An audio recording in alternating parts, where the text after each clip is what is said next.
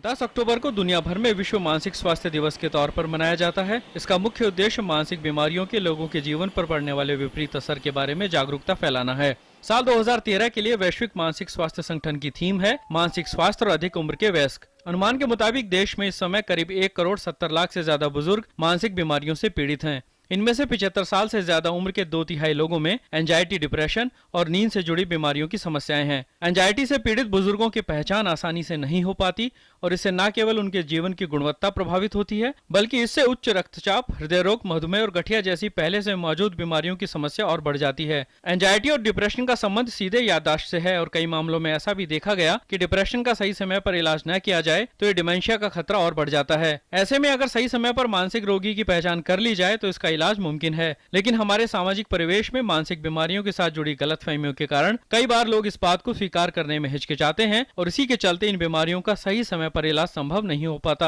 हो जाएगी, यानी कि ओल्डर जनरेशन की पॉपुलेशन बढ़ती जाएगी।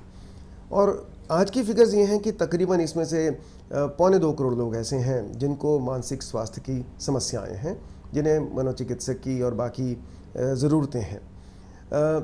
ये भी देखा गया है कि अगर 60 साल की उम्र से ज़्यादा अगर हम लोग देखते हैं तो उसमें से 30 से 40% लोग ऐसे हैं जिनको मानसिक स्वास्थ्य की समस्याएं हैं। 12वीं पंचवर्षीय योजना में राष्ट्रीय मानसिक स्वास्थ्य कार्यक्रम को प्राथमिकता देते हुए अहम हिस्सों पर जोर दिया गया है, जिनमें सामुदायिक पुनर्वास और सामुदायिक सेवा, मेडिकल कॉलेजों में स्नातक और स्नातकोत्तर स्तर के पाठ्यक्रमों को बेहतर बनाना, मानसिक रोगों के लिए आपातकालीन सेवाएं उपलब्ध कराना, हेल्पलाइन की शुरुआत करना, उत्कृष्टता केंद्रों में न्यूरो साइंस सुविधाओं को जोड़ना और इस समस्या से निपटने के लिए पब्लिक प्राइवेट भागीदारी को इसमें शामिल किया गया है।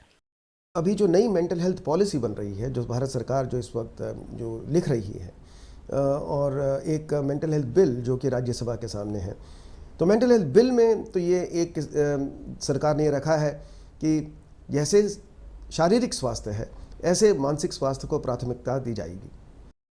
भले ही सरकार देश भर के अस्पतालों में अलग से मानसिक रोग विभाग को शुरू करने की तैयारी कर रही हो, लेकिन इस सब के साथ ही सबसे ज्यादा जरूरत है मानसिक रोगियों के प्रति लोगों की धारणा को बदलने की, क्योंकि महज मानसिकता के बदलाव से ही मनोरोगों पर काफी हद तक काबू पाया जा सकता है। सुधीर यादव की रिपोर्ट, डीडी न्यूज, दिल्ली।